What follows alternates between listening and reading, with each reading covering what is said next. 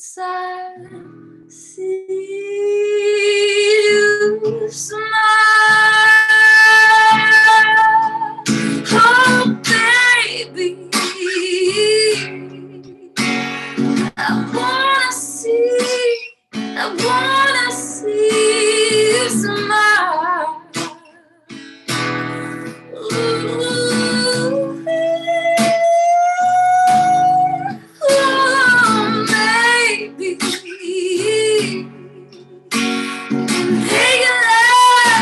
make it last for a while. You smile.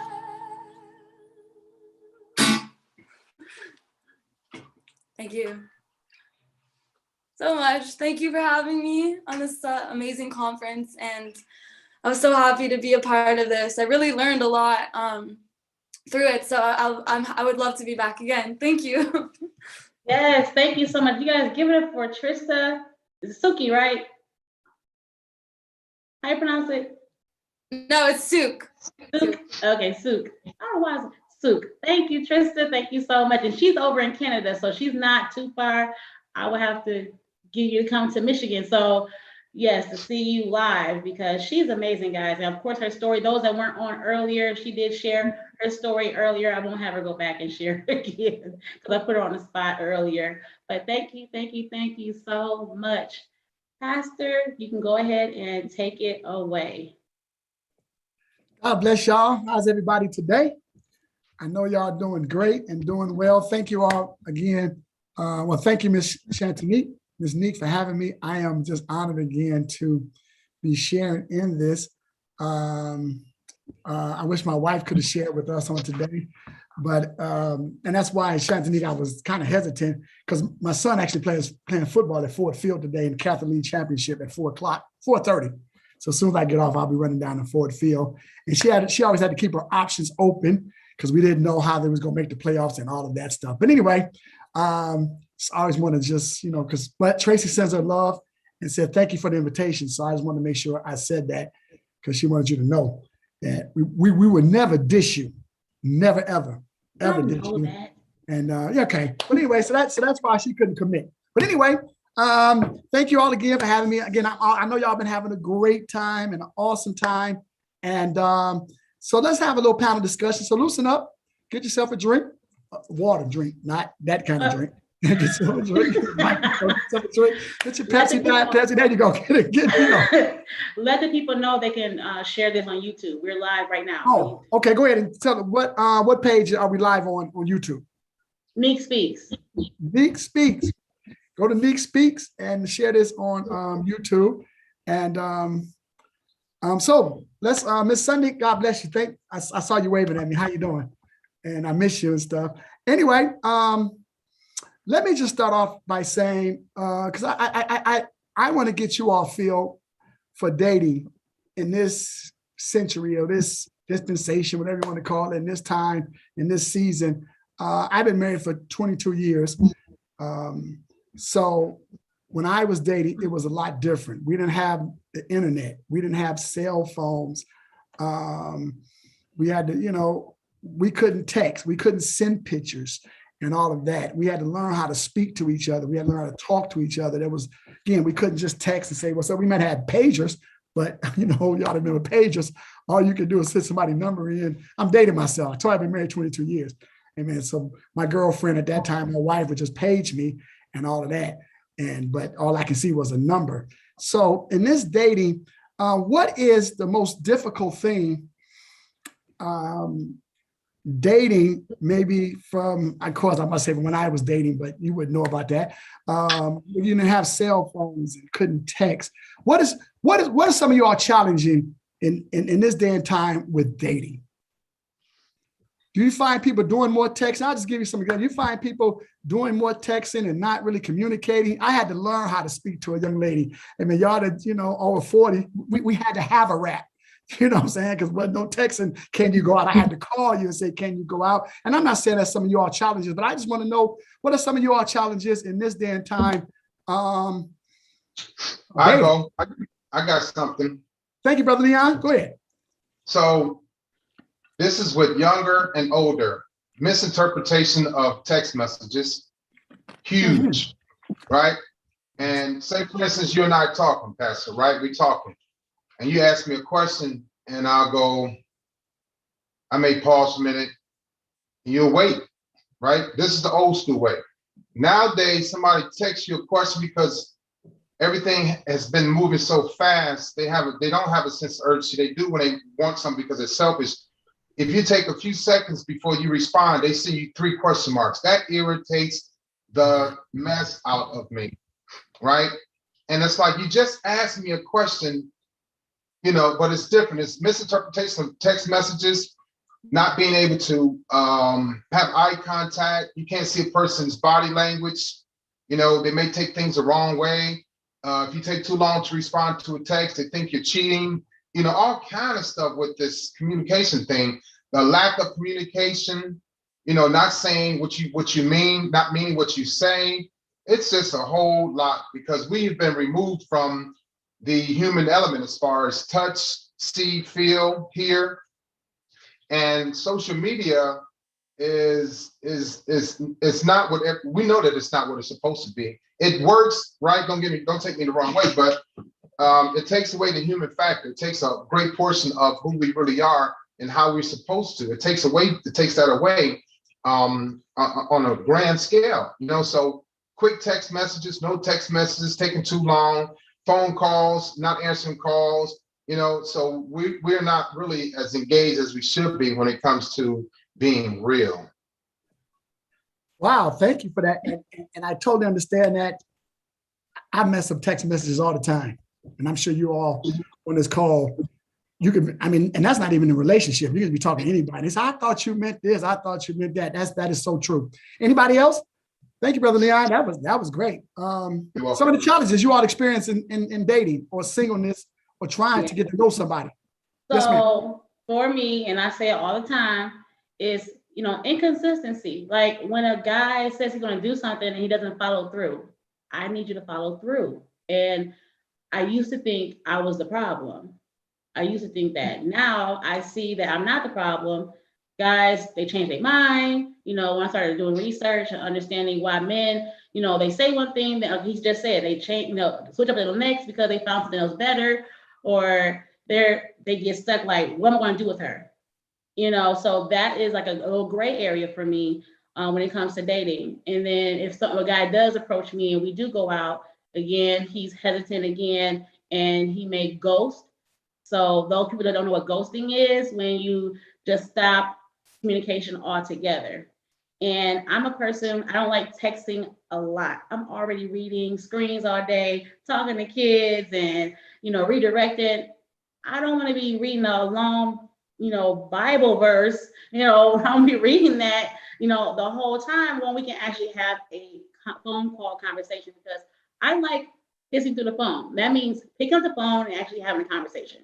Those who don't know what that means. So, because when you do that, it shows me you're taking some initiative and some effort into creating this foundation, so to speak. Does that make sense? So that's one of my issues when it comes to dating as a millennial. Somebody else in the comments said something about communication. I need y'all to explain that. I know Shantini just kind of told us something. I think in the comments, a couple people said communication and men knew how to. Do y'all think men know how to? Women, do you all think men know how to express themselves? No. No. No. Go ahead, Sunday. I'm sorry, Pastor, but Oh. overall, men are terrible communicators. I disagree. Okay. Let's talk about it. Let's throw it out there. I think that a lot of times where we say that men are not communicators, we often have to take into consideration that sometimes women are not good listeners. I agree with that to a certain extent. I do agree with that to a certain extent. You do have to listen to, I do say it to him, I listen to what he's saying, but there are sometimes he's not saying something too. Pick up on that too. But go ahead, Ray, finish that. Absolutely. In my private practice is predominantly, I have some women, but there's also predominantly men. And when the men come in, typically when it comes to like relationship challenges, a lot of times their thing is that my partner is only hearing what, like what she wants to hear, or she's hearing it, a certain way, or even the fact that she's just not hearing it at all. And when I say hearing isn't just meaning like hearing the words and just kind of like disregarding. Hearing is like understanding what this person is saying to you and being able to internalize it and process it. Sometimes we can hear something and then it's like, I heard you, but we're going to do it this way, or we're going to go this way, or we're going to go backtrack. So I always tell, if you're going to, when you're in a relationship or when you're interacting with somebody, just be aware of what they're saying, how they're saying it, and just make sure that you're listening for understanding and not for a response. Be sure that you're listening, not to poke holes in someone's dialogue, but to actually demonstrate that you understand what they're saying. You don't have to agree with it. And listening doesn't mean that you have to follow their instruction, but you do have to demonstrate that you understand what they're saying and what their perspective is. I think hearing and listening are not synonymous. It's two different things. Hearing says, there's an audible sound. Listening says, I understand and comprehend what you're saying.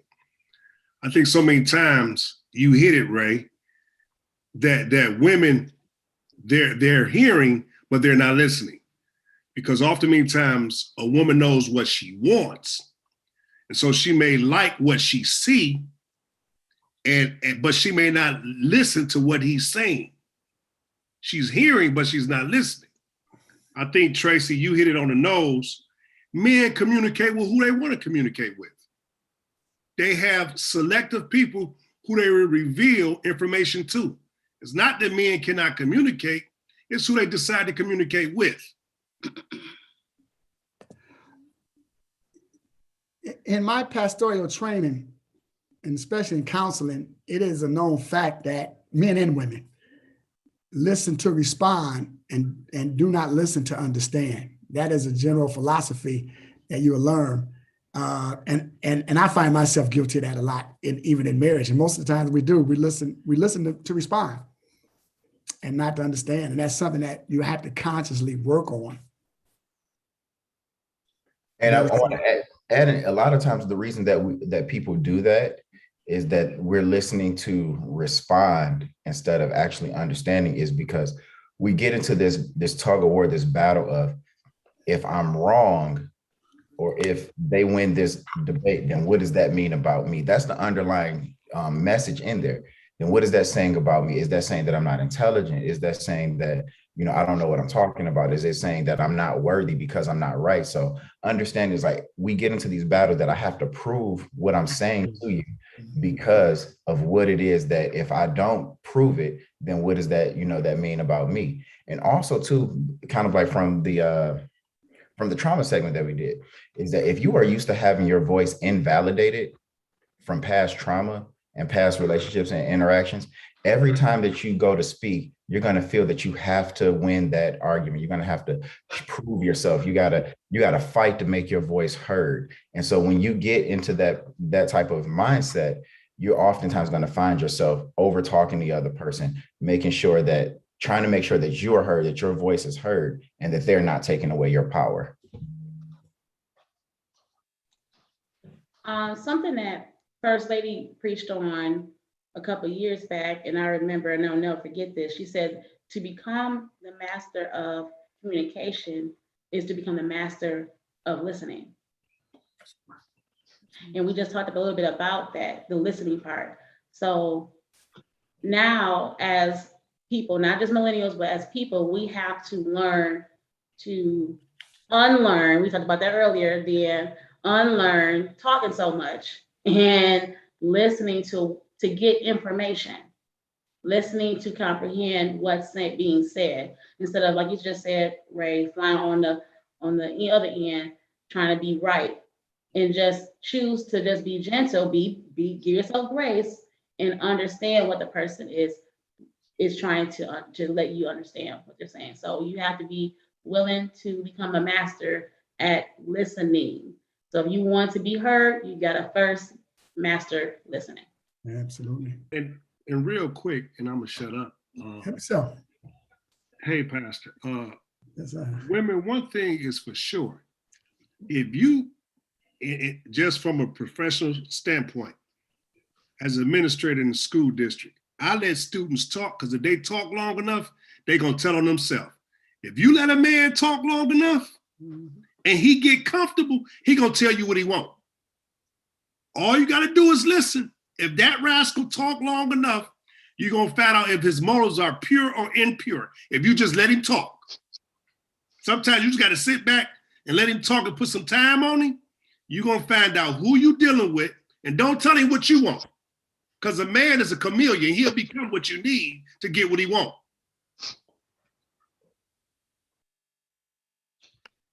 Absolutely, Pastor. Absolutely. It's offering time on that one. That was great. He's absolutely right. Tell me about, I have a 20-year-old daughter, and she's in college up at Bowling Green State University up in Ohio. And often ask her about her relationships. And it seemed like, and y'all can correct me if I'm wrong, it seemed like there are not a lot of committed relationships. Every guy she go out or something with is her friend. Is there anything such as boyfriend or girlfriend anymore? Or is there anything as exclusivity, anymore in relationships? Or are we all just kicking it until we figure out what we're going to do next?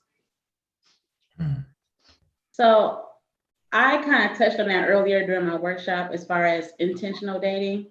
To be clear, you need to be clear going into 2022 what you all are doing. So if you're going to go on these multiple dates with that same person, don't wait till date 10. If you are developing feelings, talk to the person to find out where you guys are going. Again, communication is key. Don't just wing something and think you think it's one thing, but the other person is not thinking like that. And they're probably going out with other people and not telling you, and you're not having that conversation on the first date.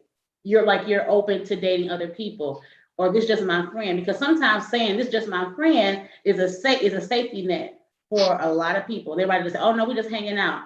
No, I'm over 30, we're not hanging out. I have friends for that. What are we doing?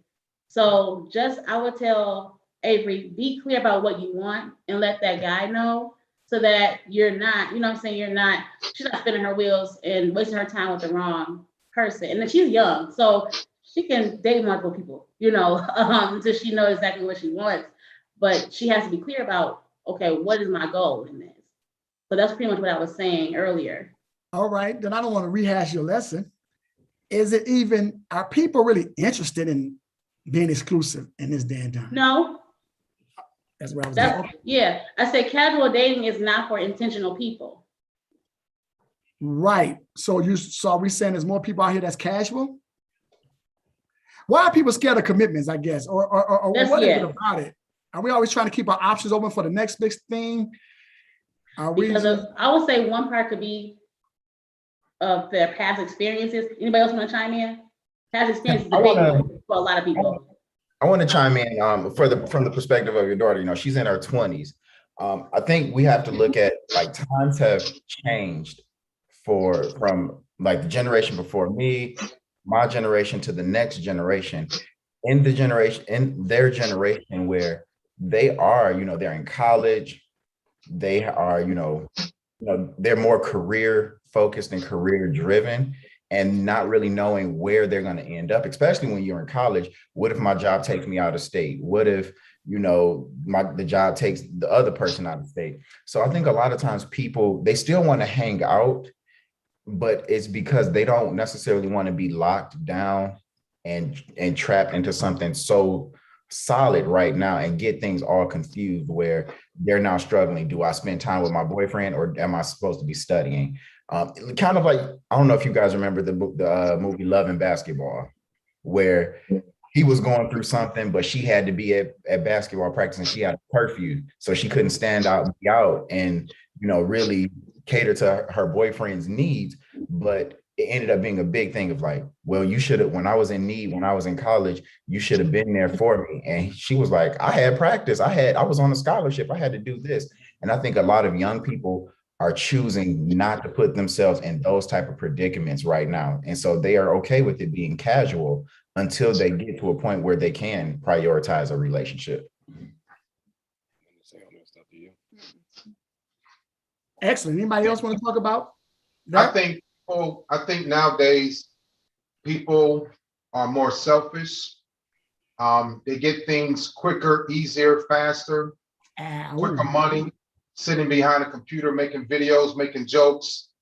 People have been removed from, a lot of kids don't even know what it's like to love and respect their parents. So they are not going to love and respect their partner.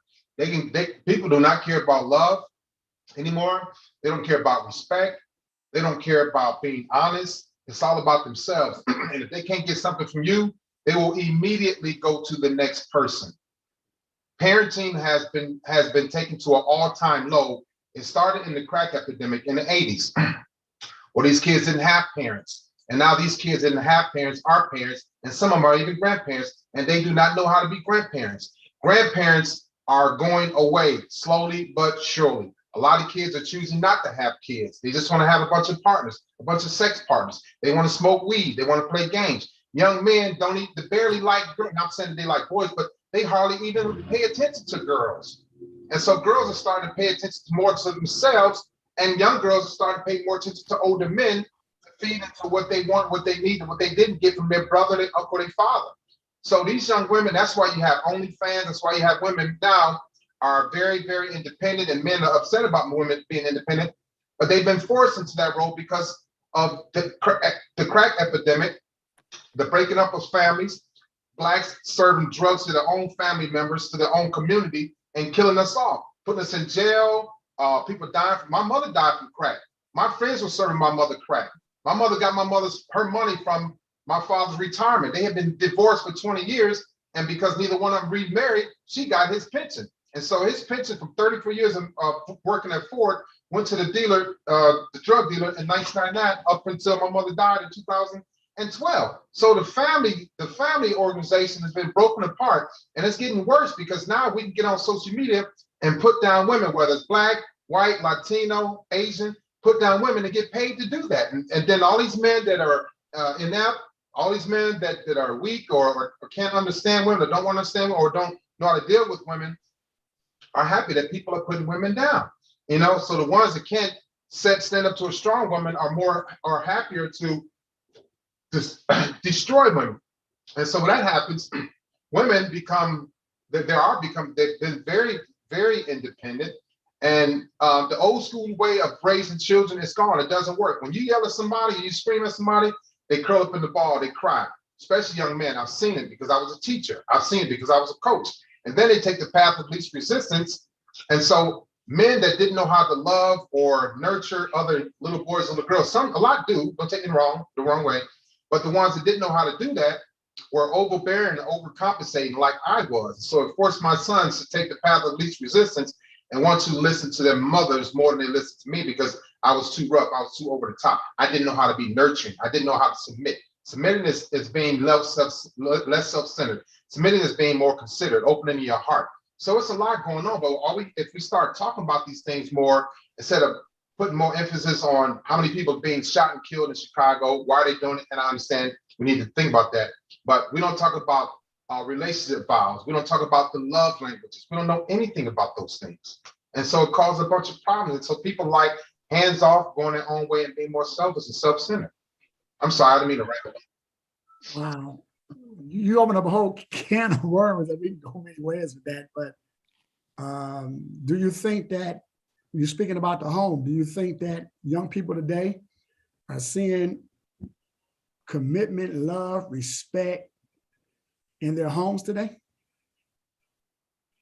From your experience and you are educators that really see these kids every day?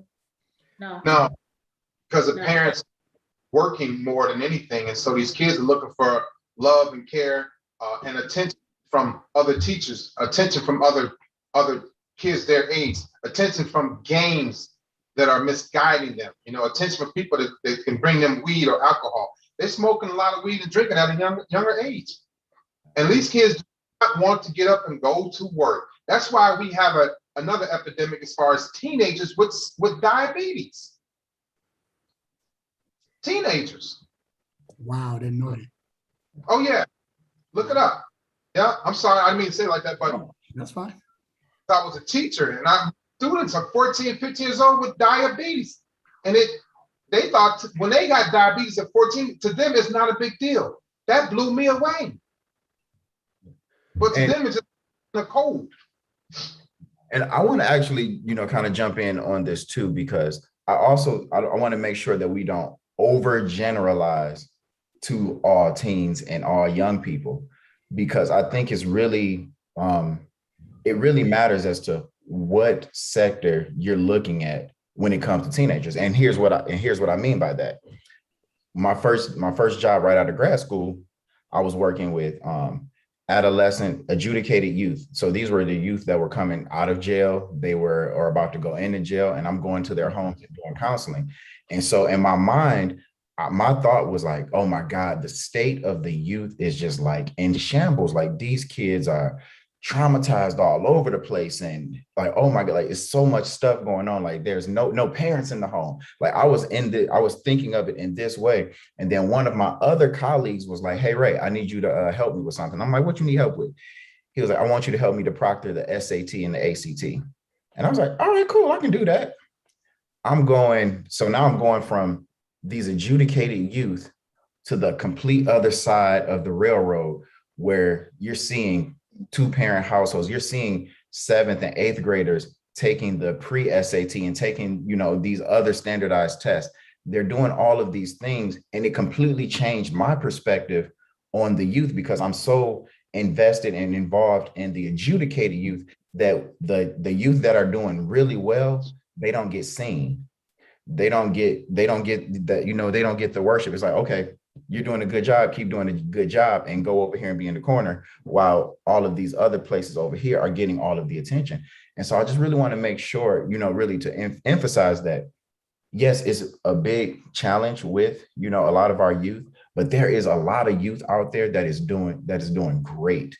And they have, whether they're single parent household or double or multiple family household, they are doing great. They're doing good, and they're on the right track. So I just really wanted to, emphasize that it really kind of depends on where you're looking at when you're giving the thoughts on the state of the youth, because there are youth out here that is about their business, that are doing their thing, starting businesses, investing in, in Forex and learning trades and all of that type of stuff. So yes, there are a lot that are in trouble, but there are a lot that is, they are the future out there for real. Yeah, I agree 100%. I mean, and it also looks at perception. Is the glass half empty or half full? One of the things you said, Ray, and I agree with you, and Leon, I'm in a fight. We all in this fight in urban education. Right. We look at different areas. We have young people that's doing well. Our oldest son is doing great, but he has a different perspective because he grew up with the right things in place. I think when we can get to the place where we as men can stand up to our responsibilities as fathers and as a husband, and even if it don't work, still be a father, we can begin to change the output or the look of some of our young men, because I honestly believe that our sons stand on our shoulders. So I'm looking for my sons to do phenomenal things because they already have a good perspective. Our daughters, they need that relationship. I told a young man I work with, he was telling me, man, my baby mama, this. I said, your relationship with your daughter is worth fighting for. It's worth fighting for. If my wife divorced me today and said she ain't messing with me no more, I'ma still father my children, and I'ma still help her get whatever she needs to get in order to succeed and live. But us guys that know, we have to spread the word and create, and I'm gonna put a challenge out here for all of us. Men, we have to create venues to pour into other young men. We got to create the venues, and we have to become the change that we want to see.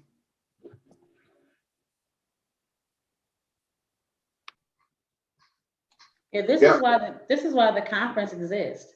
You know, in my team, we talk about, you know, different ways that we can try to give back to the community and having different type of forums. And so next year, I mean, I'm kind of going ahead of myself here, but next year I am looking to where we can actually have that space for the men to mentor other men.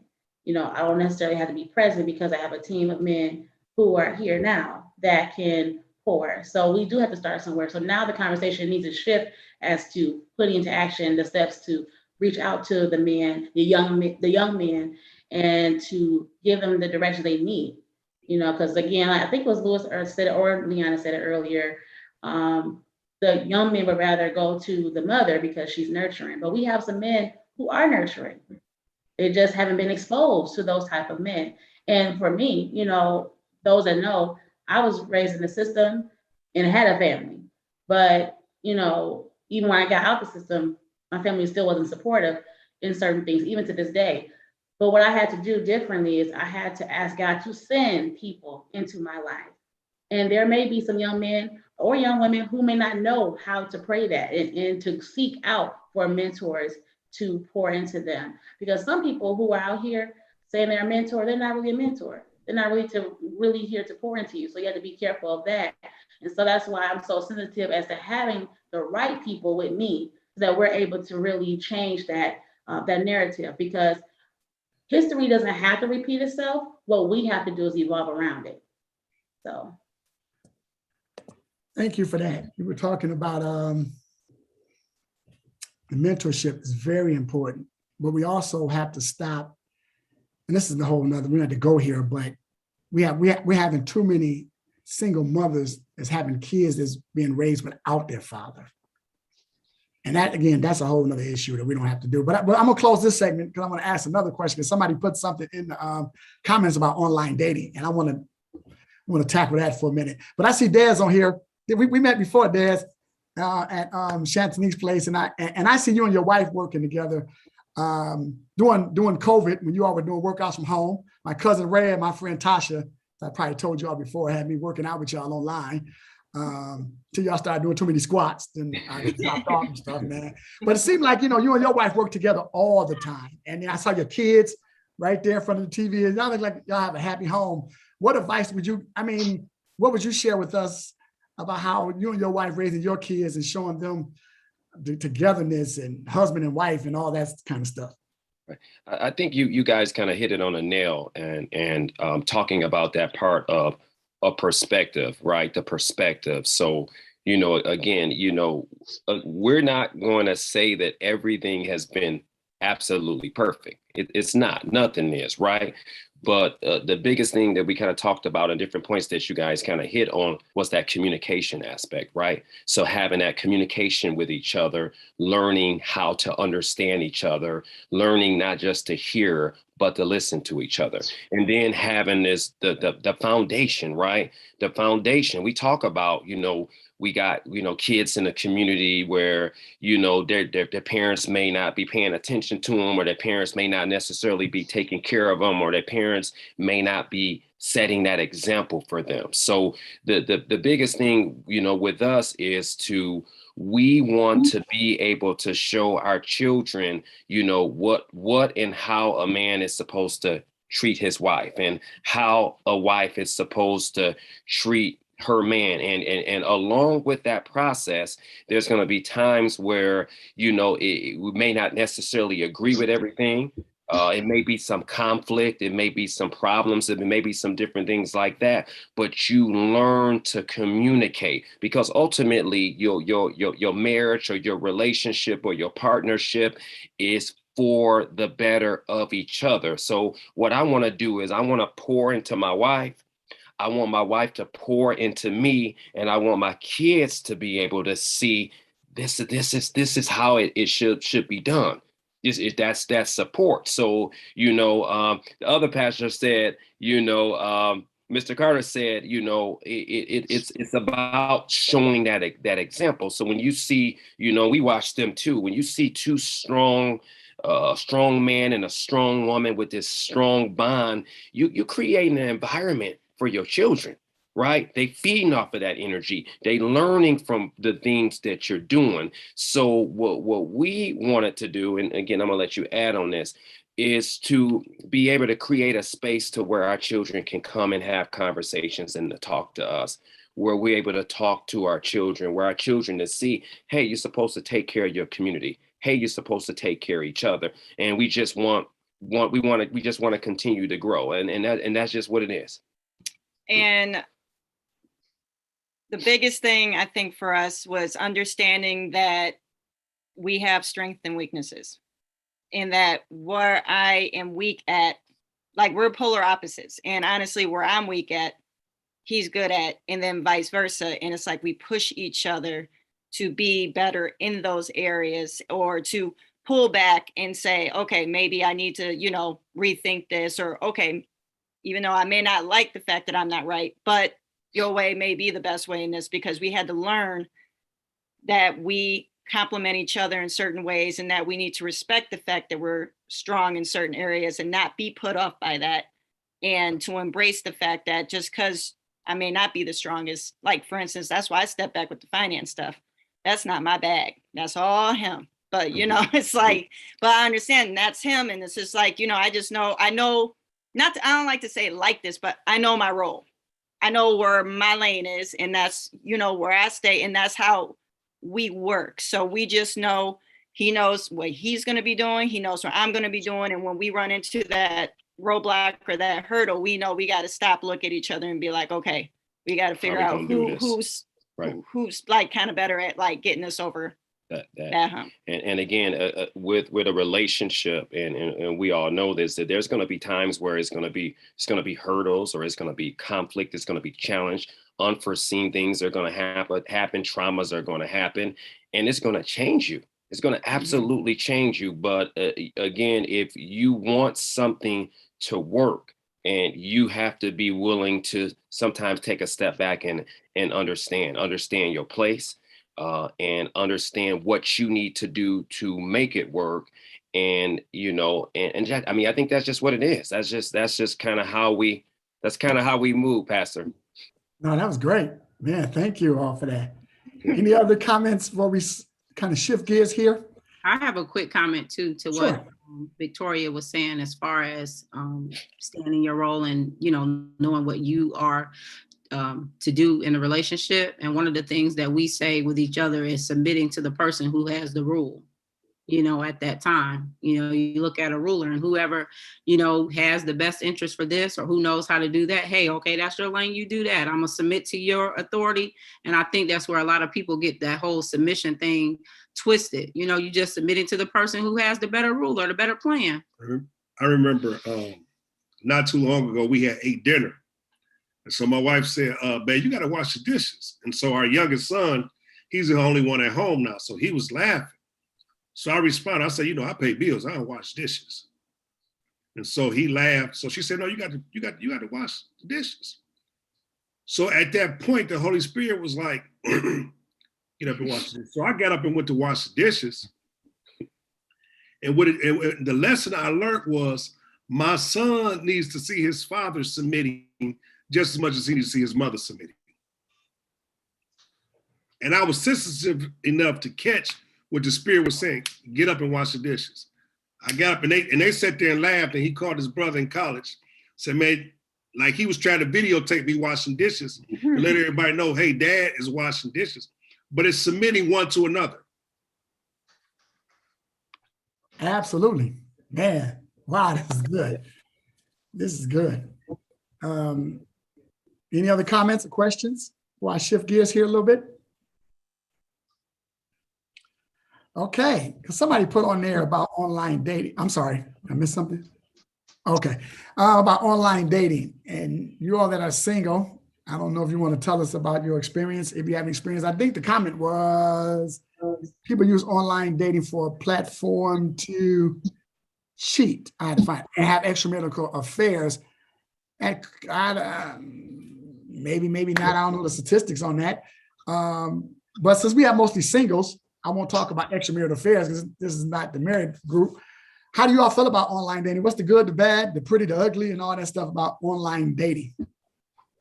And have, if you don't mind sharing an experience, again, I respect everybody's privacy. If you shared it, if you don't mind sharing your experience or why you won't use it, would you stay single forever and never use it? And the list goes on. I'll chime in here. I definitely think the online dating I actually think online dating is a great platform. I think where it gets a bad name is because of people's intentions with it and what they go on there. But it's not the online dating thing, because these are the same people who the intentions that they have with the online platform, they're gonna have the same intentions if you met them at the bar. They're gonna have the same intentions if you met them, walking down the street. Yeah, you may see their face, but you don't know for certain right away if they gave you the right name, if they, you got all the correct information. You don't know that until you start to really get to know people. And so I really think online dating gets a bad rap. And I've seen a lot of beautiful relationships that have stemmed from a Tinder or, Plenty of Fish.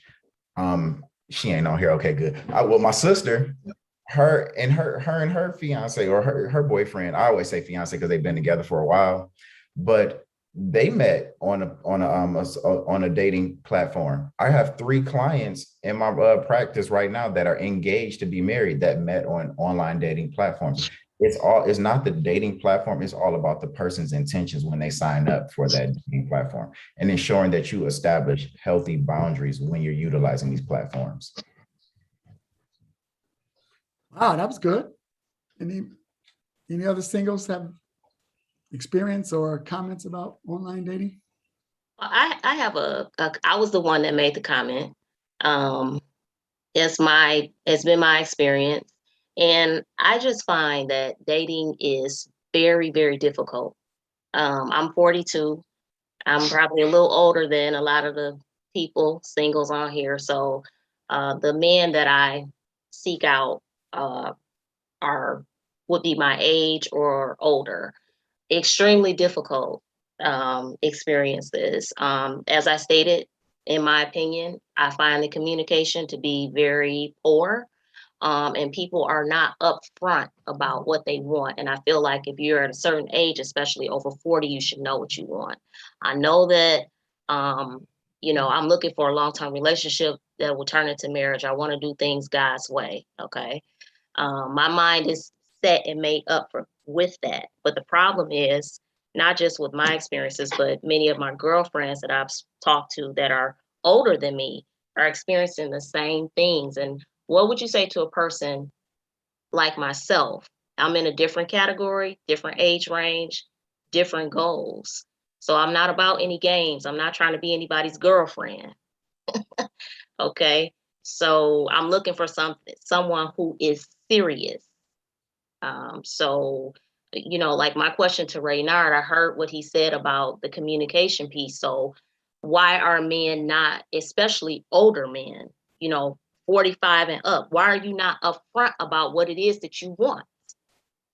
What's the problem there? And I have a problem with that because I feel, at a certain age, you should be past some things. I'm just saying. And what life experience puts you there for all of us. So, it's just, I find it to be difficult for myself and then other women my age. We're having to consider settling for men outside of our race, younger men, because we're just finding that a lot of, in specific, no offense, Black men in that specific age range, very immature, very, poor communication skills. And I'm sorry, it sounds like I'm bashing, but I'm not. I'm not saying all brothers are like this, but this has just been the overall experience. So, what would be your advice to me? Because I don't want to do the whole, oh, well, let's be friends. No, I'm looking for marriage. And that's it. Sunday. First of all, I want to say this. I love your name. You sound like you're an author. Sunday Heron. That's a beautiful name. Your parents put that together. One of the things that's interesting is a lot of times we see people and we think they're adults because they have the outer exterior of an adult. But as we learned in the trauma thing, and Ray can speak to this, as well as Leon, that a lot of times guys, where they got hurt at, that's where they're at. So you may see a guy who's 45 in age and have the stature of a 45-year-old man, but on the inside, he's a 15 or 16-year-old kid, number one. Number two, a lot of times guys cannot handle dealing with an independent woman. Number three, and I'm just giving you some of the things I'm thinking. Number three, a lot of times women, you all develop faster than us. You all are definitely smarter than us as men. And my ultimate question is, and I know you're not looking in a pool, but I think sometimes we have to look in the mirror and say, why am I attracting this type of individual to me? I had a friend, she was dating a guy, she wanted to get married and everything else. And I told her, I said, I'm gonna be honest with you all. I said, you jumped in the bed too quick. And I'm not saying that that's your case, but if you have non-negotiables and you have standards, Sunday, stick to your standards, because eventually Mr. Right gonna show up instead of Mr. Right now. And stick to your guns. And if you have to date outside the race, I tell my daughters, I got 2 daughters, I got only one prerequisite. If you date anybody outside the race, or if you date anybody in your race, they need to love God. Because if they love God, they'll love you.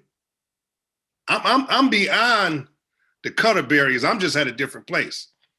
I'm a little bit older than you, but at this point for my daughters, I need somebody to love you the way they love God, so I don't go to jail. That's where I'm at with it. Man, And you know what you I want. respect that. So don't compromise on what you want. As my wife say, she have non-negotiables. And I know if I don't meet those non-negotiables, I will not be living in this nice house. And I'm single and I put on this conference. And a lot of women look at me and say, how are you doing this without that support? That's not first of all, it's not my goal right now. And my focus is my purpose.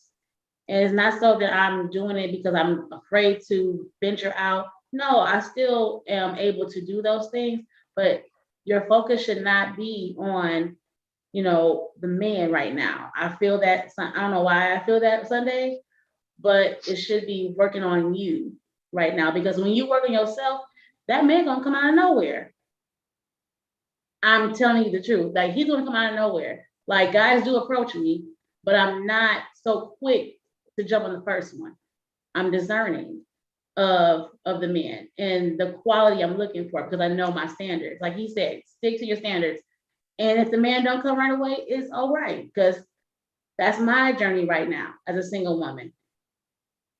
I'm okay with that because I know my place and I'm happy. I'm not sure if you were on here earlier about intentional dating, but I was saying, find your happiness and your peace in your singleness, because you want to be at peace and you want to be happy in your singleness before he comes anyway, because a man is not going to make us happy.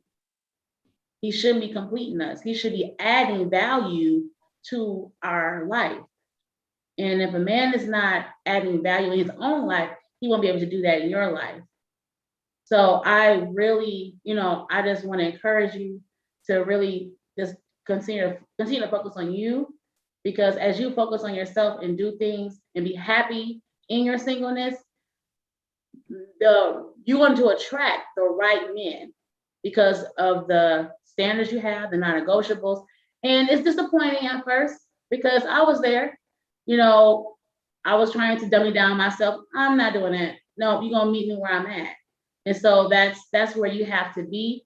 And you're not going to attract every man. And our job is not to attract everyone to us. It should be the right people coming into our lives. Again, we want to be clear going into 2022 what we want, and that we're not wasting our time entertaining every bozo. Just saying. And I want to add just a little bit, to that. I won't be long, but I think oftentimes we get frustrated when it comes to dating is because of our expectation, not the expectation of the other person, but the expectation of dating. We have to get to a point where we accept that dating is not easy. Dating has never been easy. We've always had to deal with the complexities of people's personalities and all of those types of things. Dating in itself is not just okay, I want to go out with you, you want to go out with me, let's go and do this, because people's personalities come into place, people's traumas come into place. There's all these other nuances that come into place when it comes to dating. And so we have to accept that dating is going to be a challenge, but that doesn't mean that you have to give up. If I wanted to be a doctor, I know that this is going to be a challenge, but I don't give up. And when I go out on a date, I don't have to just settle for just like this one particular person because I said yes to this person, that's the only person that I can say yes to. A lot of times we get frustrated is because we've said yes to one person. And so now we've cut out every other person. And then when this person lets us down, we feel like we've wasted our time.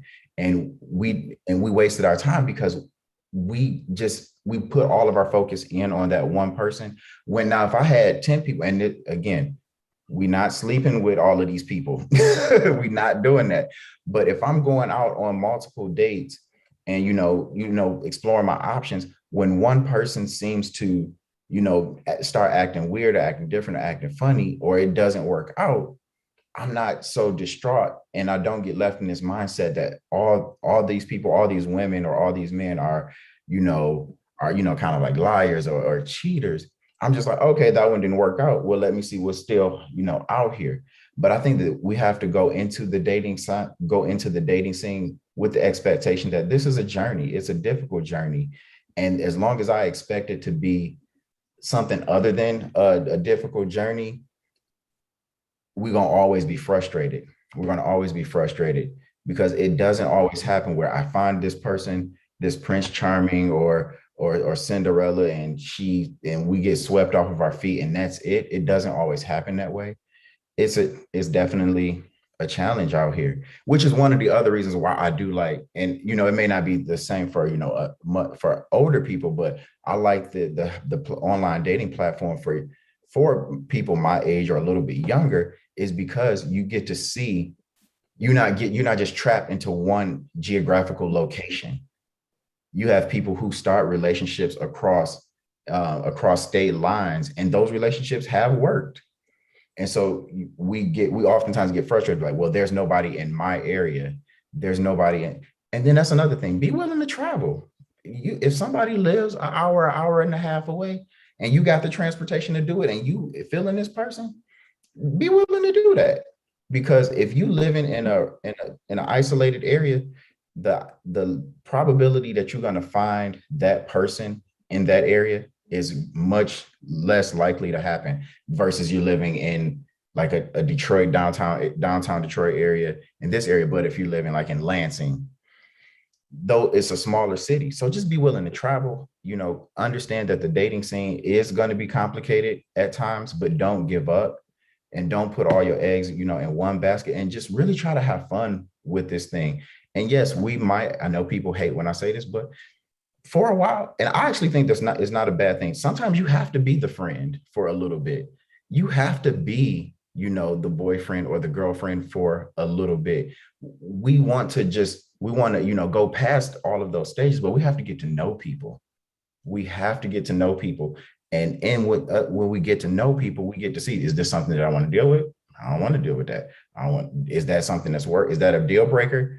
Or is that, or is that something that can be worked on? Sometimes we have to go through some of these steps when it comes to dating, because not everybody is where we are in that. And that's it. That's all I got. Ray, I have some friends, 2 friends. All 3 of us have been married. We all hit the 20 plus mark, but none of us married a girl from Detroit. We all was born and raised in Detroit, but none of us have a wife from Detroit. And we laughed at it one day, like, we didn't marry anybody from Detroit. We all grew up in church together. We didn't marry none of the girls from the church. Everybody married the woman from a different state. One married the girl from California. Me, Ohio, my other buddy, Oklahoma. So Sunday, your Mr. Right may not just be in Michigan. Great. Awesome. Thank you. Shantanique, how much time we have? I know.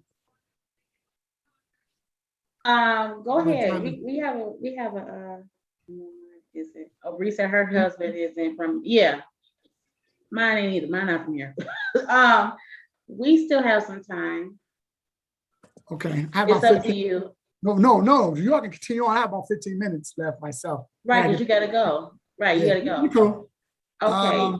No, we're all good though, but I do want to open up the floor. I know I had some questions, but I know you all been here all day. And it might be somebody that's been holding on to a question or comment that they might want to have addressed that somehow was not tackled so far. Again, we're here to meet your need and answer your questions. Anybody have some thoughts or some questions that you want to ask all these wonderful people? Get some advice? I just want to chime in. Hi, everybody. I just want to chime in and say that I wouldn't call it a challenge for dating, but it's really being clear about discerning who the person is that you're dealing with or dating, and making sure that that is in alignment with what I'm called to do or what we're called to do. So I've just learned over the years, you just got to get comfortable with saying goodbye, because sometimes it's over. Like it's met its need. It was a companion for a little bit, but this isn't going to be long term. And so I think you just have to know that there's going to be work involved with it, and that it's worth, anything of treasure is worth digging for and putting some effort into.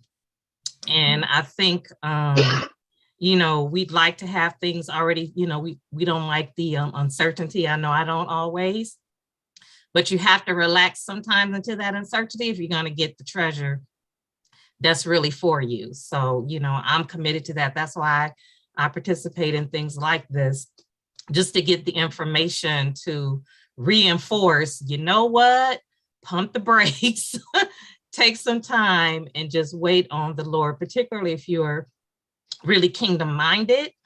There's just not a lot of people, that are going to be kingdom minded, and probably in the ways that I know that I am. So I know it's going to take some work. It's going to take some effort, and that's worth waiting for, in my estimation, because I haven't waited this long to be in a shipwreck. So it takes what it takes. And one of the things, Vanessa and I, we met each other very young. We was 18 years old in college. And so with counting marriage, we've been together almost 30 years. But we dated for 5 years. We didn't get married till after we graduated from college. And so it sometimes it takes time.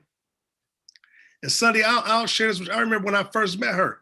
I went home and I told my mama, bless her soul, I said, Mom, I think I can marry this girl.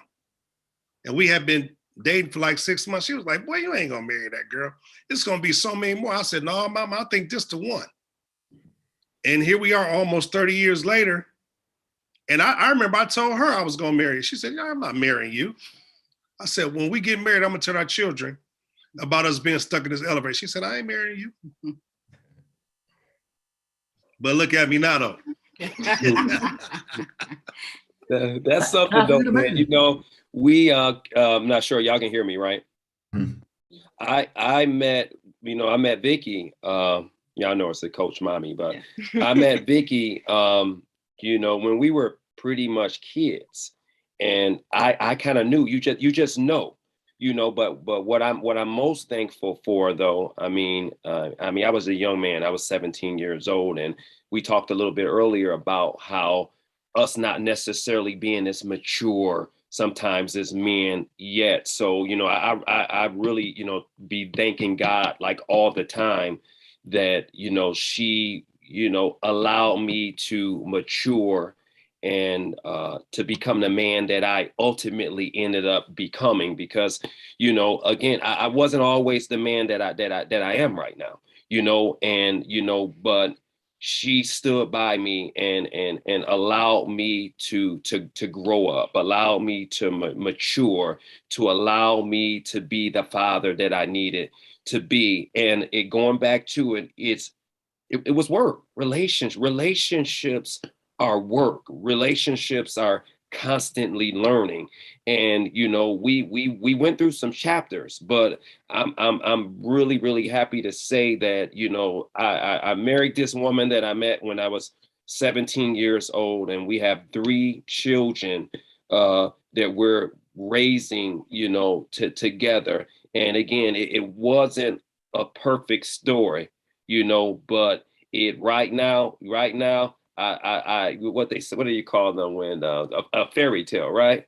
Right now, I'm riding on this fairy tale because this is where we are right now, and it's just a beautiful thing. But it was absolute time.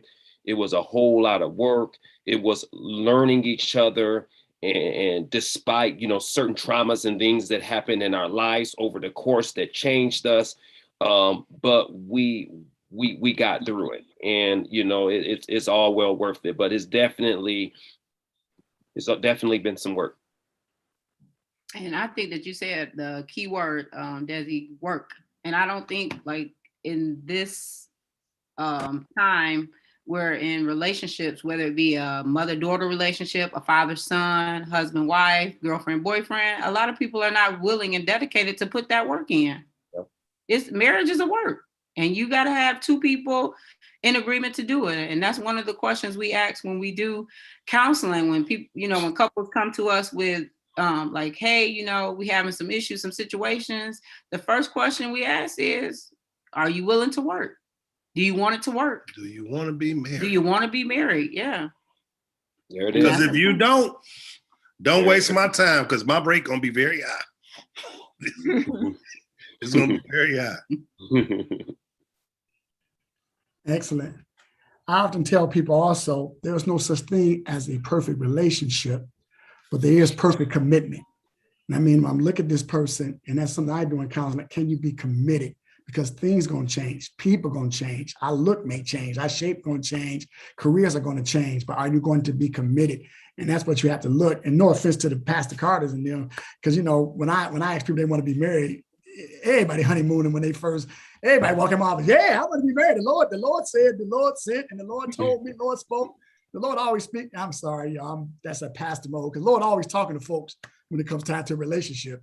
Everybody walking off. The Lord said, and the Lord, and 2 years later, like, I thought the Lord said. Never mind. Y'all say it all the time. 3 or 4 years later, I can't stand here. I can't do this no more. I thought the Lord said. I guess the Lord lied. But y'all know anyway. But no, that's awesome. So it has to be perfect commitment. So, and that's this last question I'll do. And then you all can continue on. Again, sorry about my time. How much, and I shouldn't say how much, are you willing to compromise for happiness or a successful marriage? And what would that compromise be? We talked about even moving to, your husband might be in another state. Women, if your husband is in Ohio, Oklahoma, are you willing to move?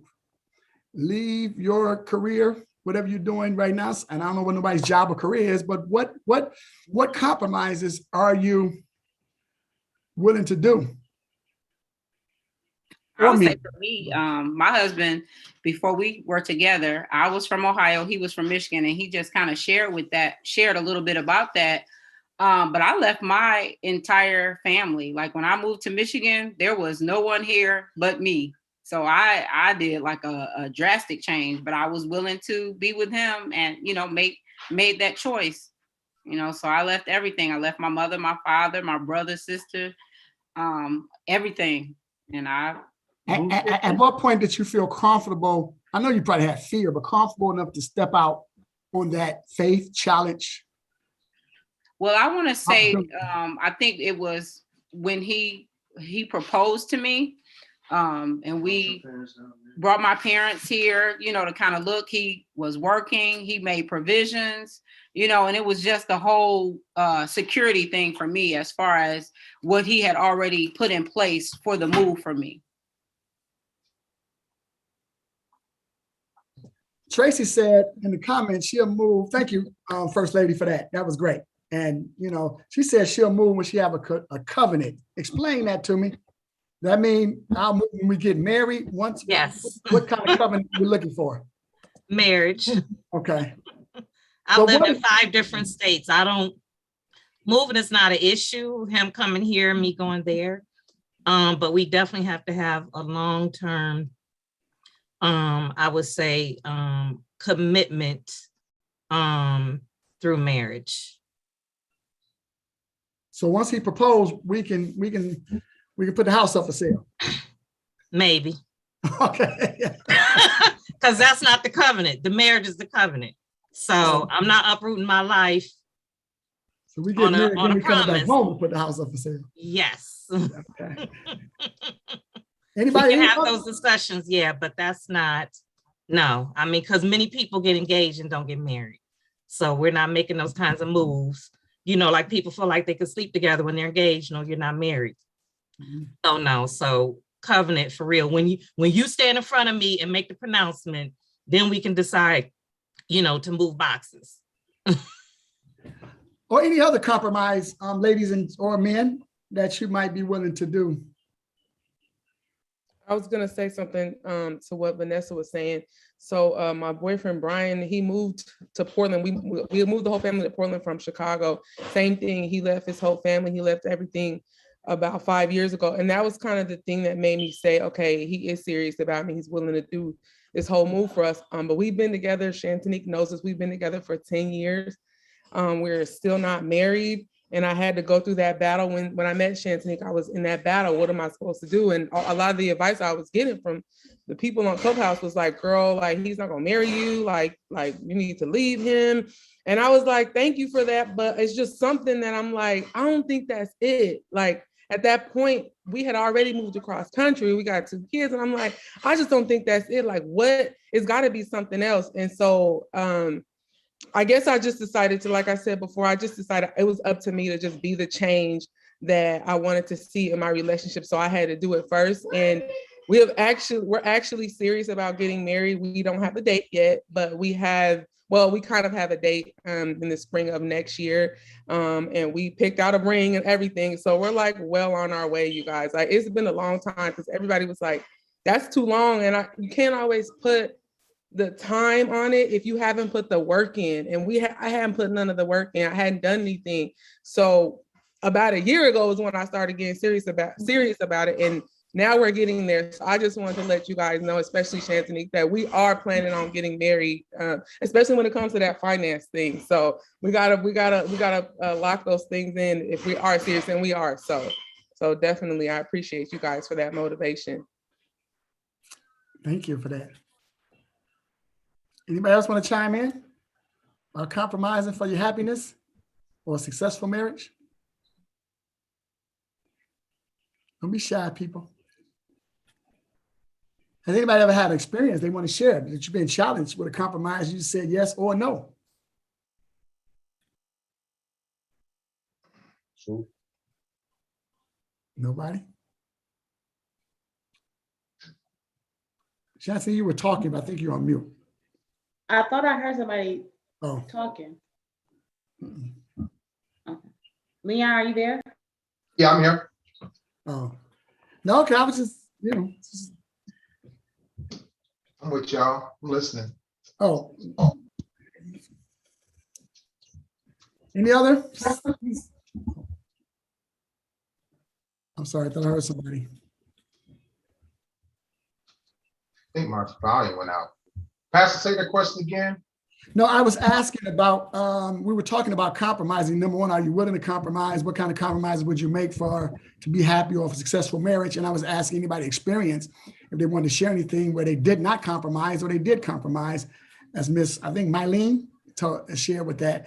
And I was asking, was anybody other stories? Somebody might have said, well, and he wanted to get married, but he wanted me to quit my job and raise the kids. And I'm a working woman. And you know, I'm a successful woman. I said no. I was looking for I'm using examples. Anybody give us an example? Yeah, I think earlier with Des and his wife, they had a great example about, and I spoke on submitting earlier, but I think that's a form of compromise, not in a bad way, but they understood each other's role, their lanes. You know, we both have weaknesses. She may know something that I don't. I may know something that she doesn't. We can work together, or I can sit there and observe, especially if that's like Des' wife said, that's her bag or his bag, her bag. In my case, I just need to observe and support. And at the same time, while I'm observing and supporting, is something that I'm learning as well. As far as compromising, the biggest thing with me is just being fair and understanding what that person wants, what they needs, and what they like. You know, I can't expect her to like everything that I do or everything I watch on TV and not do the same for her. That's unfair. And I had that issue. A lot of times it was my problem in a relationship. And I wanted the woman to be unfair, but I wasn't unfair. I was selfish, you know. So compromising is more like submitting and understanding, and giving into what they may need in relation to make it better for all, even the children, you know. Great. Thank you. Anybody else? If not, me, Shantanique. Oh, well, I had something I wanted to say. Like, okay, so in my case with him, as he said, I met him when we were I was 16, he was 17. So I guess if I have to equate compromise into a happy marriage, my compromise would have been the fact that we were so young for so long. And as he said, you know, I watched him grow. And even though I knew he was going to be the one that wanted to marry, and I would have married him any time that he would have asked me, I would have married him. But I knew he wasn't there yet. So it's like, I didn't force it. I didn't push it, even though I really wanted it. But it was just like, but I compromised that because I knew it was going to come. But I knew it needed to come on his time. And so to you, Mylene, with the whole 10 years being with him and all that stuff, I don't know, how long were we together before we actually got married? A long time. Probably 15 years, probably. Because we were 28 and 29 or 29? Yeah, we were. Like we were in our late 29 and 28. Yeah. So I mean, so don't let that, time, it's when you know when you know, and you know when it's right. And so it's just like, you just gotta write it, and you gotta wait, because you don't want to get married just in a whim and on a whim and just whenever, just because, oh, well, we've been together, I guess we might as well do it. No, it needs, if y'all ain't here, you starting off, you ain't got a foundation, because your foundation is here, or yours is here, his is here, because he hasn't grown up to meet you for you guys to build on top of it. So that, I just wanted to say that. So I guess that would be my compromise, like that. Awesome. Anybody else? Oh, now I'll turn it back over to Ms. Shantanique. Thank you for having me again. Thank you, Pastor, for taking the time out to come on. I know you got to go to the game, so I hope he wins. Yes, ma'am. Thank you. Y'all be blessed. Gotta run. All right. See you later. All right, everyone. Thank you all for being here. If anyone has any final words they want to say, does anyone have anywhere to go? Because I really wanted to have Leon share some things before we wrap up. Because if you have to go, I know Ray has to go. He has some other commitments to attend to. So thank you, Ray, for being on. I'll send an email out, because we do have a end of the year conversation that we are doing. So if you do have to leave, I'll share that with you now. Sis, we got we have something else set up at 4:30. So Okay. So we may go ahead and wrap up. Hold on a second. So we're having we always have candid conversations. This one's gonna be a little different. This one's gonna be on Can you guys see my screen? Yep. Okay, so this one, we are uniting the sexes. These are different people that will be on during this conversation. We did something like this last year where we got on Zoom. Normally my conversations happen on Instagram, but we are officially moving Candid Conversations to YouTube. We are looking to expand our audience. I'm super excited about that. I haven't made a public announcement yet because I'm still in the works of doing some things, getting my new guests for next year and how that's going to look. So we're excited. And so we're launching on December the 6th. And so more information will be coming out about how to register, and it's absolutely free. And so a lot of the faces that you see on here are new, that I've met them on Clubhouse. And so they are, again, amazing people. So something that one of my friends is on right now, I think she just messaged me earlier saying that a lot of people abuse online services, online platforms. And I've seen a lot of abuse happening on Clubhouse, but again, using that discernment and getting to know people, taking the time to get to know people, you'll find the gems even on these platforms. And so I'm super excited to share my last kind of candid conversation of 2021 with these people that will be on. There are a few other faces that are not on there yet that will be on in the next couple of weeks. I'll have their pictures posted, but we're going to have a great conversation. And we're talking about the importance of togetherness. We're so divided as genders, but we need to really understand that God called us to be one. And so we're going to have a very healthy conversation about some things, and it's going to be great. Again, I want to say thank you everybody for coming out. If you have to go, feel free to go ahead.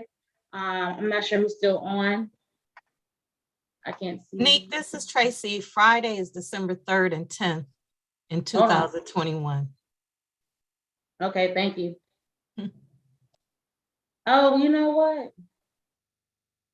It's the 3rd. I meant to put the 3rd, not the 6th. Yep, it's the 3rd. Thanks, okay, if I was putting it in my calendar, I'm like, whoa. It's in my phone. I put the wrong number. Y'all forgive me. Look, I'm everywhere. I'm a teacher. Okay, you already know. Yeah. I'm trying to see. So there are a few people that are that left that really need to hear Leon. But Leon, I want you to share your story because your story will really help a lot of people. Those of you that don't know, Leon is a TikTok. I call him a TikTok sensation. He has shared his story on narcissistic tendencies, and he tells the truth. His story, what he has done to women, and how he's helping women.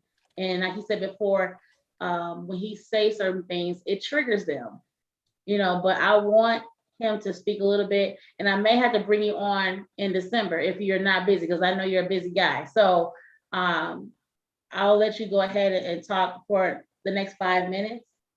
Okay. Yeah, cool. You can bring me on in December.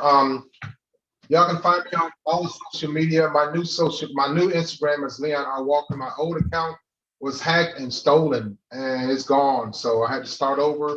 5 years of work I put into it, but it's gone. So anyway, at 5, I was molested by my 2 female cousins. At 7, I was addicted to porn. A male member showed me porn. At 8, I lost my virginity to my babysitter. And between the ages of 9 and 12, I was touched by a male member of my family, an uncle. There was never any type of penetration. My parents were divorced by the time I was 11. We lost our house. I was sent to live with a lady from age 11 to 12. So my family was broken up. And I tell you all, by the age of 11, my mind was made up as far as I didn't want kids. I didn't want a wife. I didn't want a home. Was very independent. Moving forward, I knew that I was going to join the military at 9 years old. My parents dropped out in the 8th grade. My father's father dropped out in the 6th grade. So education wasn't spoken enough in my household. I had become very self-reliant, very independent, very fearful. I had a loss of confidence, low self-esteem. And I based everything on my problems on my parents' divorce, or my brother's inability to watch over me. So I had excuses, but I knew at 11, my mind was made up that I didn't want a family. And I lived that way for a long time. And that's how I became who I've become narcissistically, or narcissistic traits, whatever people want to call it. I've been through therapy 3 times. The first time was in 1987 that I walked out of therapy. Second time was in 2014, seeing a psychotherapist. That I walked out of the psychotherapist office. And then in 2015, January, I walked out of my social worker's office, but I had to go back because I was contingent upon my retirement ceremony. I do scare women with my videos. I don't do it on purpose. I am a trigger because everything that I say that I've done it. And a lot of women have experienced that. There's a lot of men out here like me, and there are also a lot of women out here like me. I didn't get any help. I was a cheater. I was a serial dater. I was a serial cheater. I was very insecure. I was very broken. I had a lot of issues. I had a lot of mommy issues. I had a lot of daddy issues. I was never told by my dad that he loved me, but he showed me love. I started showing my children love. I never told them I loved them until I got married, and my wife taught me how to say I love you. My mother had a very addictive personality. My dad had a very extreme personality. So I took those into my narcissistic ways and my lifestyle. A lot of things that I didn't know about were relationship vows, and I would like to ask people to look at those and implement those in your relationships. Knowing the love languages. I didn't know what they were until a few years ago. In my 50s, I'm 56. My love languages are acts of service, communication, physical touch, words of affirmation, receiving gifts, etc. I had the love less languages as a narcissistic man. I was running away from commitment. I was running away from being real, being honest, being truthful. It felt good to me not to care. It felt bad to care. Quality time is another. My loveless languages were a lack of quality time, no time, bad timing, acts of disservice, no communication, physical touch. I was only touching a woman where I would appeal to me what I saw in the porn movies. I studied women in porn to hurt women outside of porn. I had major issues, and I would always tell myself, I'm okay, I'm fine, but I wasn't. I didn't believe in God for a long time. I believed in the devil because the devil gave me what I wanted in life, what I thought I wanted and what I thought I needed in life, but he kept me absent. He kept me in my double mind. He kept me with a forked tongue, and I was able to get away with that for many, many years because a lot of women, all the women, and I slept with a lot of women and I dated a lot of women, sadly, but not one time did anybody ever ask me about my past.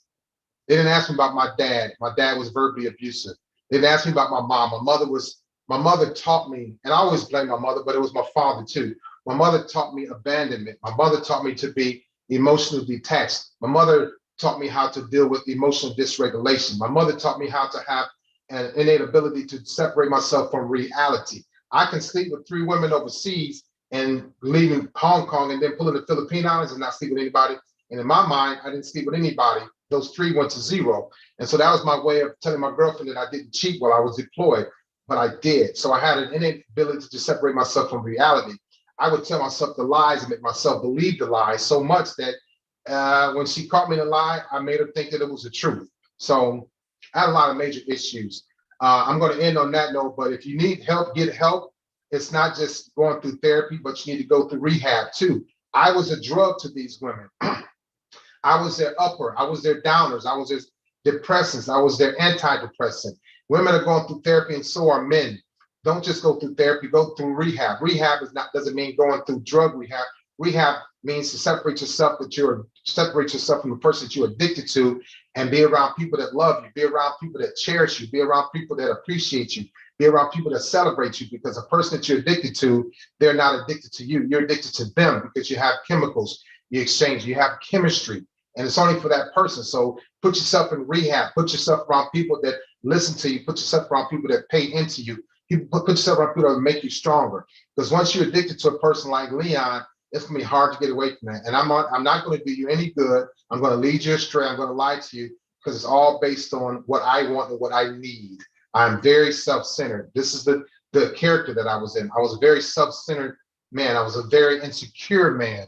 Narcissistic people are very jealous. They have an ego. Okay, so I tell these women, and that's why I'm such a trigger to women. And women tell me, "You scared the hell out of me. You know, you make my skin crawl. I get that. I was doing the same thing when I was in relationships. I was doing the same thing when I was married.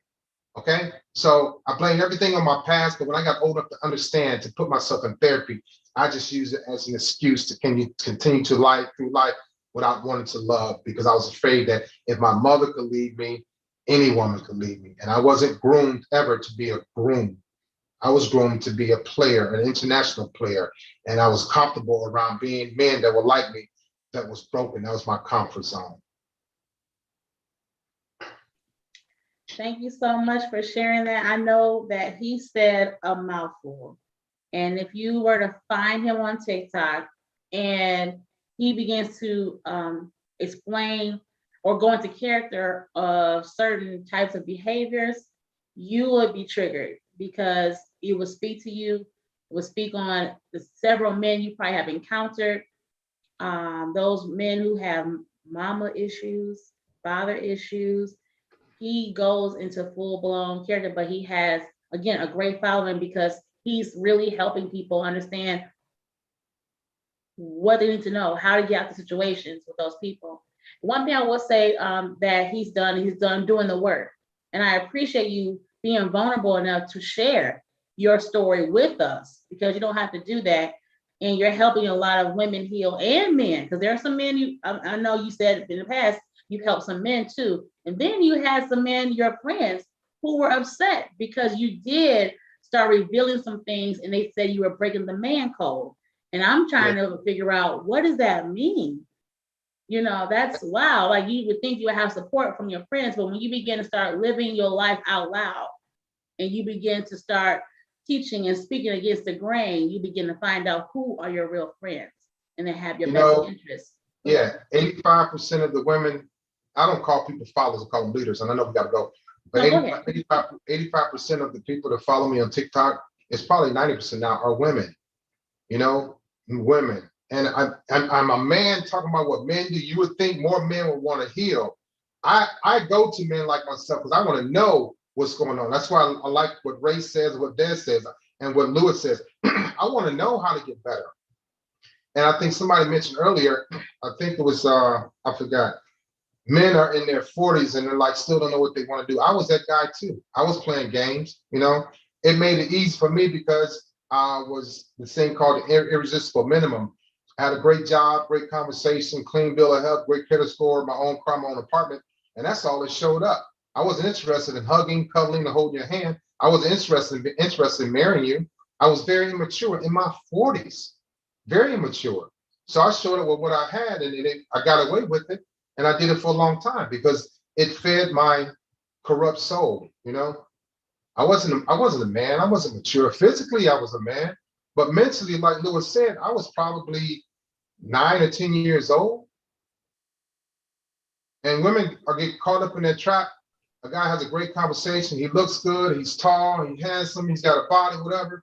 But once you get to know him, you talk about track stars. I was a track star before they started talking about a track star. I'm gonna be with you for a good 60 days, and I'm gonna give you all I got. After that, I'm out. I had that issue bad. I wasted a lot of women's time. 2 relationships were 6 years apiece. That's 12 years. And I was married for 12 years to a beautiful woman. I'm talking about internally beautiful. Integrity, character, morals, had all of that. I couldn't deal with it.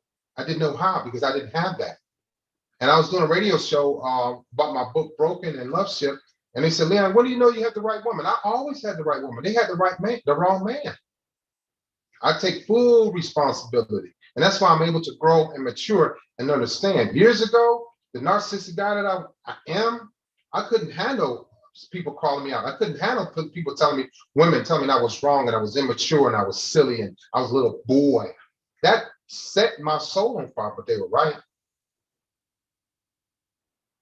Yeah.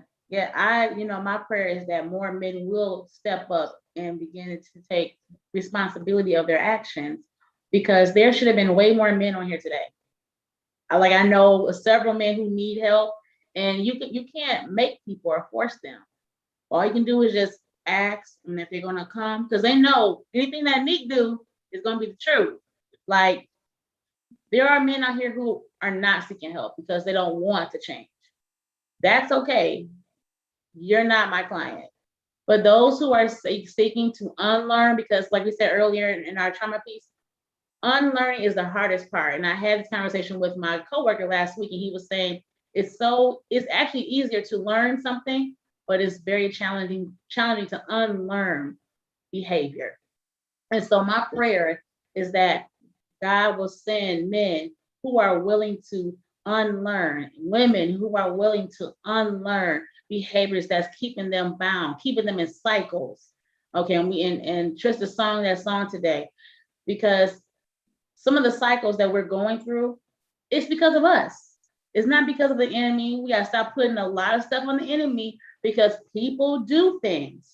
We gotta be held accountable as men and women of God. Hold yourself accountable. Hold yourself to a standard of integrity, in your personal space, because we want to blame everything on the enemy. Enemy is not in everything. Some things is just us. And our behavior has a lot to do with while we're in cycles over and over again. What we're doing is not what the enemy is doing. Because we got to stop giving him credit when we are in control of a lot of the things that happens with our behavior, and what we invite into our lives. And so I appreciate you, like I said, sharing this. And I don't know if anyone has any questions for him. You definitely want to ask. I will give you about maybe 3 minutes, and then we're going to wrap up for the evening. If anyone has any questions for Leon. I have Yeah. a Oh, go ahead, comment. Sunday. Yeah, go Oh, ahead. I'm so sorry for interrupting. I have it was more like a comment. What you stated about you got away with it. I had an ex who had similar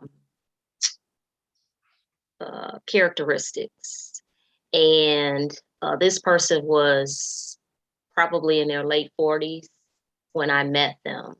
And I thought to myself, how have you have went along all this time and nobody has checked you on your behavior, or not necessarily checked you or said anything? And I think, it goes without saying, and I don't want to sound like a broken record, but as women, we get it twisted and we don't say anything, and we do see a lot of the warning signs and the things that you described in terms of the behaviors that you displayed. And we just, tuck it under the rug, or we don't say anything. And I ended up breaking it off with this person, because of some of the same things that he was doing in the relationship that you stated you did. But I could tell that I was probably the first person who I would say had the guts enough or whatever to call him out on it. So I can definitely agree, and I just thank you for being transparent and sharing. I'm sorry. Absolutely. What happened? No, absolutely. What happened? Yeah, what happens is when you call us out, when I was called out, I would slowly start to disappear, because I knew you were on to me. You weren't going to let up. Sometimes women are so nurturing and loving and caring, you become okay with dating a demon, right? Men like me look for women with low self-esteem and no confidence. They're very easy to manipulate. They're very easy to seduce. It was very simple for me to do that. And while I was going through my radio interviews, a lady had me hot because I hadn't started my therapy yet. I did, but it was after my third attempt. She said, "Leon, you were a predator." And that's on the radio. And I was like, oh, I said, you know what? Just take it. I said, you're right. I was. Me looking for women with low self-esteem and no confidence means that I'm weak too. And I was. I was very addicted to women physically. I was very addicted to women that would allow me to do what I want to do, come and go as I please. It felt so good. And then as soon as I met a woman that was strong, I didn't know what to do with her. I was embarrassed. I was afraid. I would get upset. Like, then you try to hurt her feelings, make her feel bad, to bring her down. I was a piece of work. I had the best women I could possibly ask for. God always sent women to me, but I didn't know what to do with them because I was so in tune with the devil. I was so in tune with the minimum, the sex, the drinking alcohol, smoking and fighting, arguing, and back to sex. That was my life. Leon, thank you for sharing. What was the turning point for you, or turning points? I had quite a few. So I saw God at 9 years old. I saw his eyes, and I'll never forget that. And I knew that God always had me. So I played with God because I knew he would get me up out of it. But when I destroyed my marriage, and when I saw it affecting my children, and when I knew that I wasn't living right, I was being fake, I got tired of the headaches. I thought my headaches were from the Navy. They were. I thought my stomach aches was from the Navy. It was. I thought my PTSD was from the Navy. It was. But it was also from the way that I was living. It was my lifestyle. It was all the hell that I had in my life. So all of that stuff, I started, and when I started going through therapy and running out of the office, they would tell me a couple of things, and I'm like, man, I got to think about this. But it started years ago, but I just wasn't ready to grow. I was still having fun, being mischievous and being devilish. But it started, when I ruined my marriage, and then I hurt my wife's father and brother and mother, and I realized that I'm out the house now, I'm getting divorced, I'm on the streets, I'm in a hotel, whatever. It just started hitting me. Then all of my karma comes to me so fast when I screw something up. And I got tired of not living for God. I got tired of, disrespecting God. I got tired of not being like my dad. I got tired of not having a great legacy to move forward with. And I got tired of letting people down. I just got tired of being trifling and having a body odor and sleeping with a bunch of women. I got tired of being tired. I got tired of being sick. And it was just time for me to end it, And now I'm on this journey. It still hurts. It's still hard. It's tough when I make my videos. It's hard. But I have to do it, and it makes me stronger. It makes me better. I get women coming to me with compliments, calling me names, whatever. I have to deal with it. I can't get upset. When people say karma, my karma is like 24/7, but it makes me stronger. It makes me better. If I didn't handle it, if I ran away from it, it would make me worse. I wouldn't be around that long. I wouldn't be growing. I would start losing more things in life.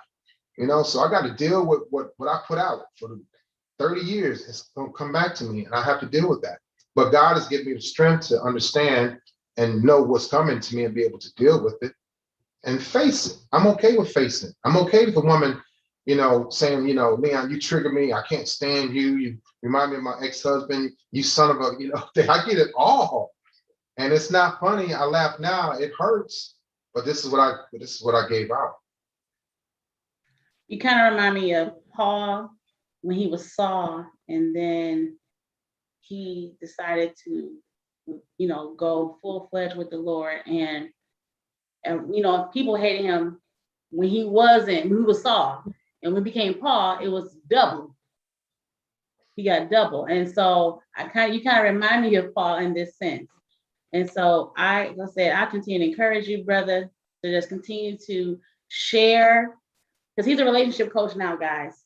So that to have him share all this, let you know that he is a relationship coach, and he's helped people. When we were on Clubhouse, he had a lot of women that got on who were talking. We even had a few brothers come on and start speaking a little bit who were in agreement with you. So there are men out here who agree with, what he's saying to help them grow. And again, it takes time as far as dealing with people who have that behavior, and family members too. Okay, not just with dealing with a man, but also those who may have issues with their family members who may have those behaviors. Deanne is still on. I know she has expertise in this area too. Correct? Yes. Okay, so that's why I'm so glad she still stayed on, because she's in the mental health field as well. So is there anything, any type of advice that you may have? One thing I wanted to make sure I mention to Leon is thank you so much for sharing your story and for really trying to, share your journey, and in the hopes that you'll continue to heal others or help them get motivated to heal. Because the reality is, it's some hard work to hold yourself accountable, right? We want to always, everything's me, mine, all that, right? But to really look at yourself in the mirror and be honest with whatever it is your flaws are and some things that you want to change, Like that's a painful process. And It you hurt. know, it hurts. And then to see that unfortunately there are people who respond to you in such a negative way, that's just showing that they're projecting their own pain onto you. They're Yeah, and projecting their own pain. I started to understand that in the beginning because I did a video and it went viral. I didn't even know, and ladies were texting me and like, "Hey, did you see a video? I think what's her name? Erica Campbell got it, the Mary lady, and it went viral." But and man, women were hot. It was a creepy video. It was very evil and very creepy, but I was telling the truth. And just because it's the truth doesn't mean they're going to take to it. It doesn't mean it's going to make people feel good. It made people scared women, you know? And when I did that video, I didn't even plan to do that video. I came home one night, it was in June or July, and I just put it together, did it, and posted. I'm like, all right, let me go to bed. The next day, it was to my own and popping. Yeah, but it's very creepy, very evil, very eerie. But God had me do it. And I don't like saying God, but that's where it comes from. I know it does.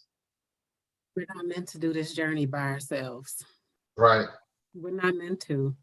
And that's why, you know, yeah, we have God and we have each other. Like we can't I know I said like that extreme independence, like that's a trauma response. You don't want to be disappointed.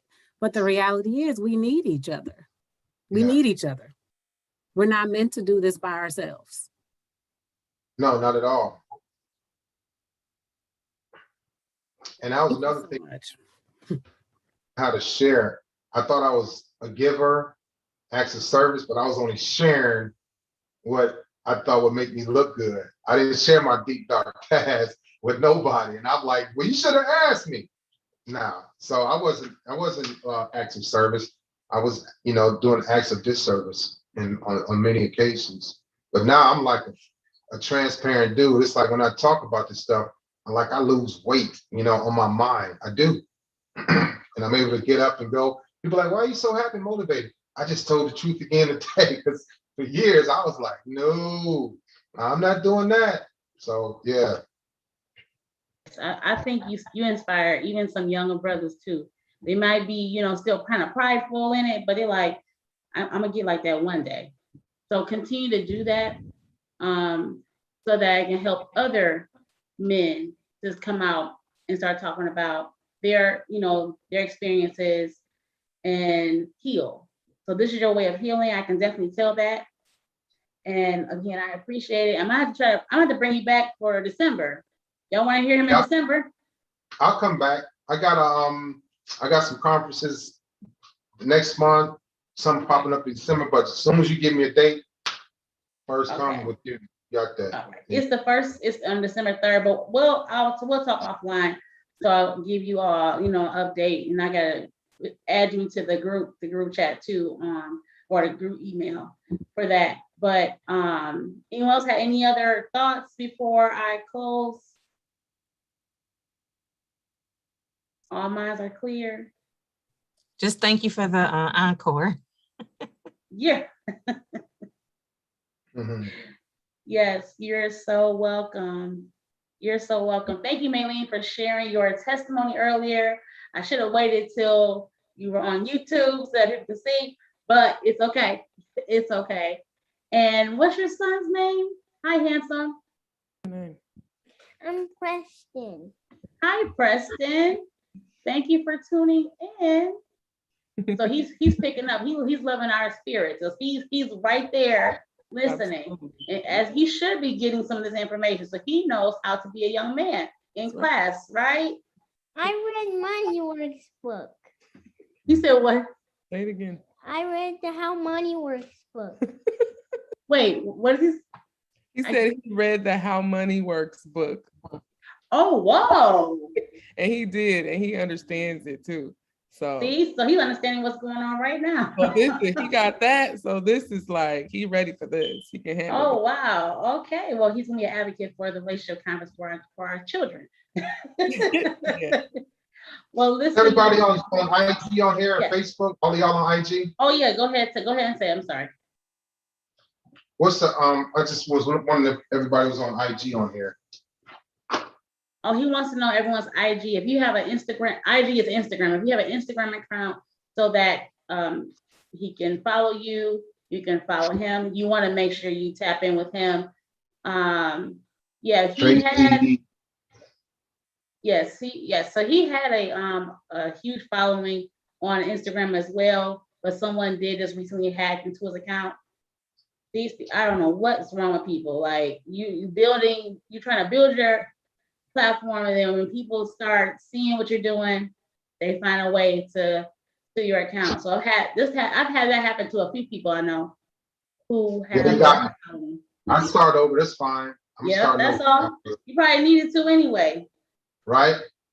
Probably needed to, and nothing. I would say tell people don't let the following numbers fool you. There are a lot of pretenders out there. A lot of pretenders out there. I know a few with the certified mark. I'm just saying. Yeah, so I won't go into that, but yes. Okay, so you have everybody's Yeah, I'm okay. good. And of course I'm going to shout you out as well on on my page too. So I'll tag you again later. I've been doing screenshots, so yeah, make sure you guys save the date for December 3rd, 8 p.m. Eastern Standard Time. But I will make sure I email you all the information for us signing up on Eventbrite so that we keep our, I would say our event not so much private, but more secure. So we're not just having anybody just come on into our space. Oh, my brother just put his IG in there too. All right, I'm writing down. He said what?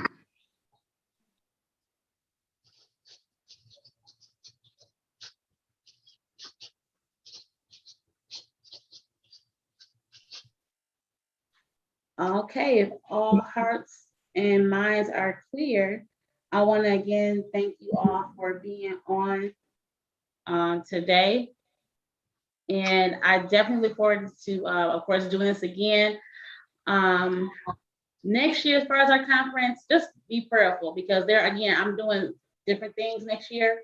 I would love to be back in person. We'll just see because I'm really about safety. Me being in the schools, full-fledged, we have to wear masks. So I'm very careful even being around my mother because I'm around kids all day. So I try my best not to go see her as often. Just to, we just never know. And we did have a case 2 weeks ago. So just being cautious there. But we'll see what we do about in person. I mean, I miss being in person a lot. That's where we started our conferences in person. This was the very first time that we went virtual, and I was very nervous. I wasn't sure if anyone would be coming on, but clearly the people in the building. So again, I'm grateful. If you're not afraid to travel, we'll make accommodations. Again, does everybody get everybody's information on here? I think I see something here. Oh, everybody. Did you get it all, Leon? Yeah, I think I got it all. Okay. Tracy Liss, Marlene Roberts, Sundays Learning Center, Plains 1977. Yeah, Naturally D. Yep. Okay. All right. Well, you guys enjoy the rest of your Saturday, and I will talk to you guys in my next video. All right. See y'all later.